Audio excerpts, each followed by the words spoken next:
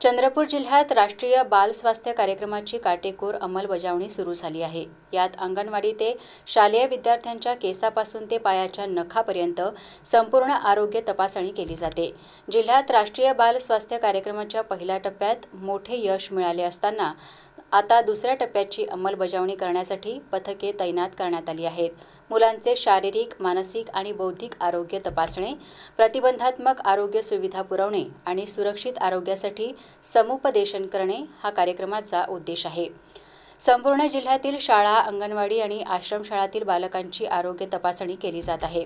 राष्ट्रीय बाल स्वास्थ्य कार्यक्रमामुळे चंद्रपूर जिल्ह्यातील हजारो बालकांचे आरोग्य तपासले जात आहे आणि गरजू मुलांना आवश्यक ती वैद्यकीय मदतही मिळत आहे। आम्ही राष्ट्रीय बाल स्वास्थ्य कार्यक्रम आरोग्य अभियानाअंतर्गत आरोग्य कर्मचारी आहोत आणि या राणी राजकुवर शाळेमध्ये चंद्रपूरच्या इथे आरोग्य तपासणी करण्याकरिता आलेला आहोत। या अभियाना कार्यक्रमाअंतर्गत 0 ते 18 वयोगटातील सर्व मुलांची आरोग्य तपासणी आम्ही दरवर्षी करतो। 0 ते 18 वयोगटामध्ये अंतर्गत 0 ते 6 वयोगट हे अंगणवाडीतला आहे आणि 6 ते पुढे मग 18 वयोगट हे पूर्ण शाळेतला आहे। तर अंगणवाडीतल्या मुलांची आम्ही वर्षातून 2दा तपासणी करत असतो आणि शाळेतल्या मुलांची आम्ही वर्षातून 1दा आणि उरलेल्या गैरहजर मुलांची परत 1दा अशी 2दा शाळेत तपासणी करत असतो।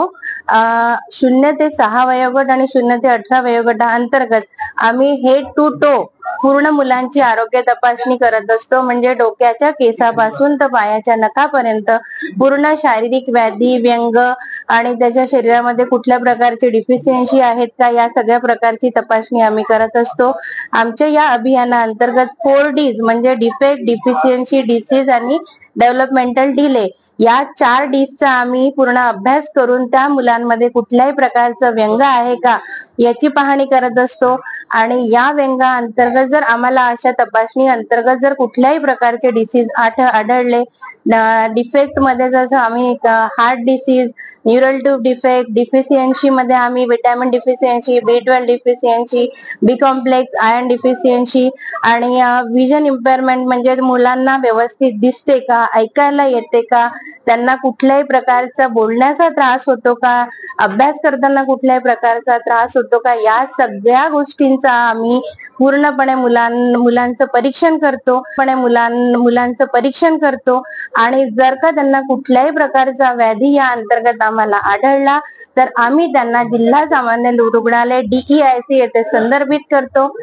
संदर्भित केल्यानंतर त्यांचा फॉलोअप घेतो आणि जर त्यापैकी कुठल्याही विद्यार्थ्याला जर ऑपरेशनची किंवा सर्जरीची गरज असेल तर त्यांचा फॉलोअप घेऊन आम्ही पुढील सेकंडरी सेंटरला म्हणजे कुठल्या नागपूरला किंवा कुठल्याही आमच्या अंतर्गत ज्या हॉस्पिटल्स आहेत त्या हॉस्पिटलमध्ये आम्ही त्या मुलांना संदर्भ सेवा देतो आणि त्या संदर्भ सेवेअंतर्गत त्यांचे ऑपरेशन पूर्णपणे सक्सेसफुल होऊन तो विद्यार्थी कसा पूर्णपणे हेल्दी होतो आणि तो पूर्णपणे हेल्दी होऊन घरी येतपर्यंत आम्ही त्यांचा फॉलोअप घेतो। अशा प्रकारे आमच्या कार्यक्रमाचे स्वरूप आहे।